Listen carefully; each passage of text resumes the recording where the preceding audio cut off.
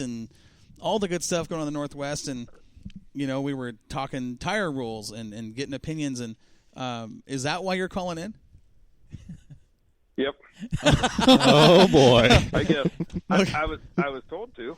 Well, who told you? So there was discussions. A lot of that there was, and I know that you were involved in some of the discussions that took place here at the car show, and that was one of the hot topics that a lot of people were talking about, right? Mm-hmm. What was a lot of the subject matter on that situation? Well, I mean, I think, me along with everybody else, we just don't really understand why we had to make a tire rule change. Because traditionally, I guess. Go ahead.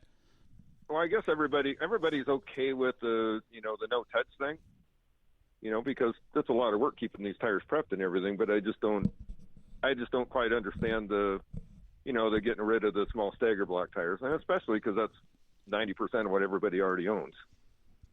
Which was that's a valid point because, guys, Right. you heard that conversation multiple times. Was this is what we had. Now we got all these tires we can't use. We just there's a lot of teams that went down to Arizona. Darren, you were one of those that had to buy multiple tires to race down there that now you can't use.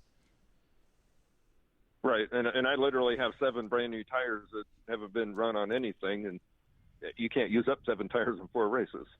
Yeah, those things aren't cheap.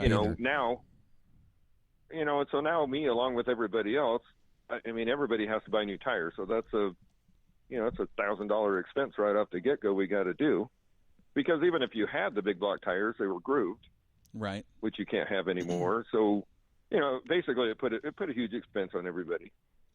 I mean, it is what it is. We'll live by whatever rules come down, but my personal preference is I wish it wasn't that way. So the small block versus the big block stagger pattern on the tires, what do you feel different between the two tires as a driver? Well, honestly, it's not near as much work to put the small block ones on. They're already grooved. The big block ones, we do those and groove them. They're a little bit cheaper to buy. I'm working on them now. About it, and the fact that you can't groove them, that's one of the points. It's actually a lot more time consuming to sipe the tires than to groove them. So I guess the no grooving and just let any kind of siping goes is another thing that just seems like just doesn't make any sense to me. Well, we'll find out who knows their game with siping, because siping, I mean, you can destroy a tire quick if it's done wrong or not, you know what I mean? Grooving is there for traction. Siping is more of a performance towards the tire, correct? Well, the siping, siping is going to become a huge thing. And quite honestly, the way those tires are and everything, and I've had this discussion with Jeremy and several people, is that basically it's going to force you into having new tires all the time, because the new tire is always going to be better than a used tire when it comes to that.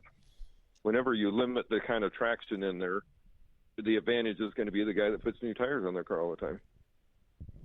Is there any kind of limit to that? Does anybody, like, I know with the NASCAR races at Portland we used to run, you'd get one tire per week. Are they doing anything like that at the limit? I don't know.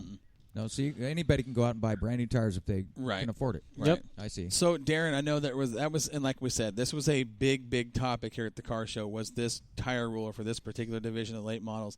I know that there was a lot of people around your car talking about that. Can you kind of give us an overall opinion of what a lot of the drivers said? I mean, without saying names and speaking for anybody, just kind of give us a general consensus of what the majority was talking about, and then their thoughts and opinions.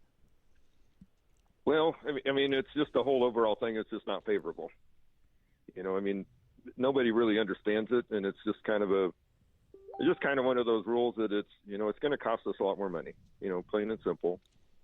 I don't really honestly understand the benefit from it. Maybe there is somewhere in there, but I think that overall, in my own personal opinion, I just think it's just a rule that just shouldn't be. Nothing wrong with the tires we had. Run D55s, spec tires, WRS2s or the big block ones or whatever. You could take away the grooving and siping, and that kind of stuff would be fine. I don't think anybody really complains about that. But just to go to one tire that's going to be so specific at one racetrack, it kind of hurts it, because not only can we not go anywhere, if we go somewhere else, we got to spend more money. But the guys from out of town, it's going to hurt them coming into Lebanon because they're going to have tires that they don't have. That's an interesting point. It isn't. It is an interesting point because a valid one. I mean, I know you've got the one tire for the one track, but like Darren's saying, if you go out of town to race somewhere where it's an open rule, or you got a different tire, then you got to buy that tire, and the guy's coming from, wherever, has to buy that tire to race Willamette. Then now that's useless to them at other tracks. Yeah, I don't get it. And literally 4 brand new tires if you come to our racetrack. So that's a spendy bill because those tires are running. What do they run a piece, Darren?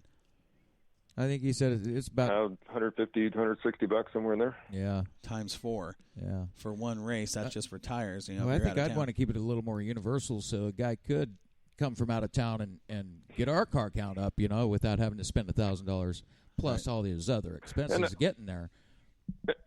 And that's kind of my my point, I guess, is sometimes it's nice to have rules that are more open, so it's more feasible for people to come in and race at your racetrack. Not be limited. Don't have to worry about whether they're going to make it or they can't pass the rules or whatever. The easier you make it for people to come in, the more likely you'll get them. Right. Absolutely. Well, that's another good point. I think the argument to that is going to be, well, everybody has to race on the same tire.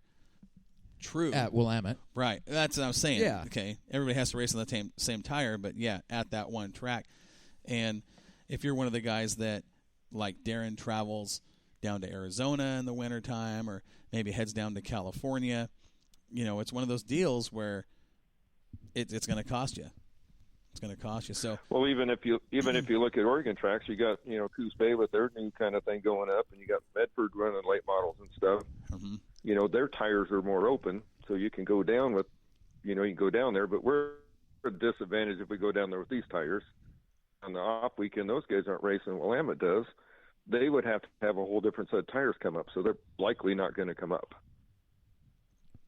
Something to think about. That is very true. I never thought of it that way. Well, and that's one of the things that was brought to my attention at the car show. Listened to a couple of conversations, and it kind of, it's a valid point, and we'll try to get somebody to go to the flip side and see if they can't point out another direction, another point of view of that. Darren, we appreciate your time for calling in Northwest Dirt News and talking about that. Very valid points. Very good points. And we will stay in touch with you, Darren. And, again, thanks for calling in, buddy. Have a good night. All right. Thanks a lot. Thanks, Darren. It's always a pleasure. There is a guy that knows his stuff. When it comes to race car setup, he's been doing it 35 years. I understand his point as a racer. If I was a team owner or a driver that's paying the bills, I get where he's coming from. Yeah, If there's anybody that has, I don't want to say an argument, pros and cons, a pros and con the other way. Yeah, I'd love to hear it. Because it is what it is, and we've heard the other side of the argument was, well, we all have to race on the same tire. Yeah, that's true, but what's the benefit of it? Well, and here's the thing: why is it that if you're going to take grooving out of the equation, what's the big point? What is the feedback, or what is the point of taking the grooving away from it? It's and that's something else that you're taking, in my opinion, as a crew chief, you're taking a tuning tool away from the racer. Right. I don't like it for the fact if I'm from Southern Oregon and I want to run up here, I got to spend $1,000 on tires to do so. And that's something I never thought of. I'd had neither. That was something that didn't enter my mind until Darren said that. I thought, well, you know what? I'm thinking, just the guys at Willamette. I'm talking about guys that are racing at Willamette, for Willamette. But then Darren brings up traveling. Yeah, and if you want to get car counts up, you got to make it entertaining to enticing. Yeah, Thank you. I was looking for the right word there. If you limit somebody coming in because of a rule like that, the chances of drawing cars diminishes quite a bit. It does. Yeah. And really, what are you accomplishing by not? What is the positive here? I wonder if that's something that's the rule makers are open to discussion on. Is it set in stone, or is it a trial and error kind of thing? I wonder. I don't know, but I think and this is my thought. This is when I heard this was happening, my thought was, okay, so what they're trying to do is just make one more rule to try to keep a level plane for everybody. Here's the tire you run. You don't groove it. You can sipe it. And really, that's the same rule package that we had to apply when we went from USRA to IMCA. Mm-hmm. Yeah. Same thing. We cannot alter the tread pattern of the tire. All we can do is grind it and sipe it. Now, here's the real question. And I haven't looked at these rules. What about needling? Isn't that kind of under the same stipulations as siping? You would think, but as per IMCA, you cannot needle a Right. tire. See, now that's something I'll tell you. In all the years I worked on race cars, that is something that I personally have never done. It's something I've only seen happening in the last couple of years. You've done it. I have never needled a G60. Okay, a G60, but let's talk about that for a minute because honestly, I don't understand it. I mean, Basically, what you're doing is you're taking the tire and poking needles into the tread pattern of the tire to essentially soften the surface up. So needling is to soften the compound of the tire. Exactly. It's going to make it more elastic and flexible. Does it really work that much? Yes, it does. Does it? It would be similar to siping. Siping's basically See, doing that's the same how I thing. look Yeah, at siping you're slicing, but needling. You're But needling. siping, it more affects the tire in a performance way with heat.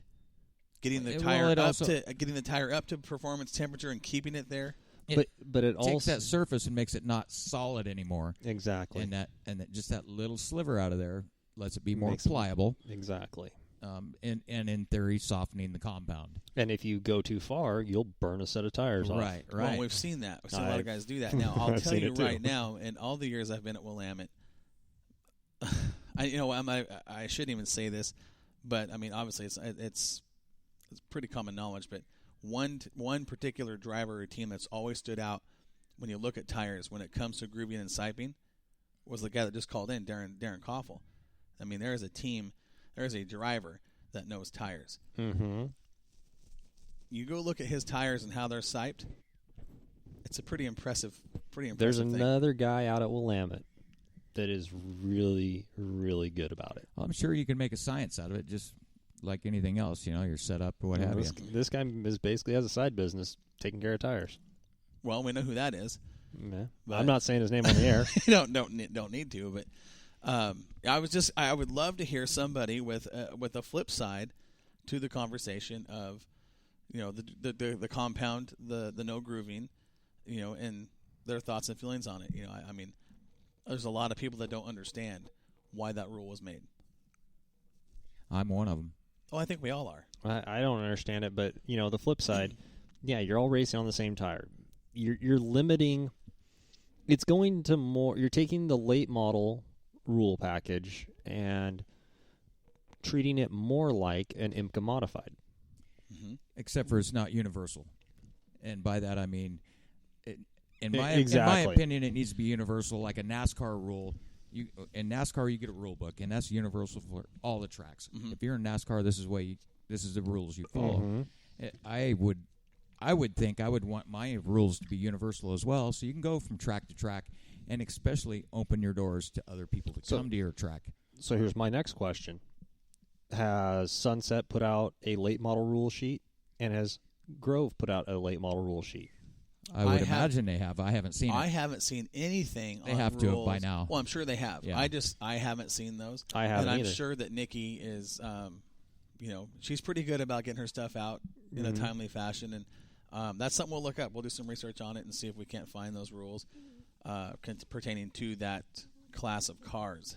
I know there's a lot of guys are excited about Cottage Grove with their late models this year, and it's not a late models aren't a, I don't want to say a big thing. They're not a feature thing at Sunset just because the car count typically isn't, That's what I 25, heard, 30 yeah. cars. But their thing, with the street stocks and the modifieds and the dwarf cars, their program is awesome. Mm-hmm. But it just late models, you got certain tracks that are known for certain things. Cottage Grove, traditionally and historically known for sprint cars. Yeah. Willamette, late models. Yep. It's just, and that's just kind of what it is. I would like to learn more about this tire thing, though. I was hoping that would light up the phone line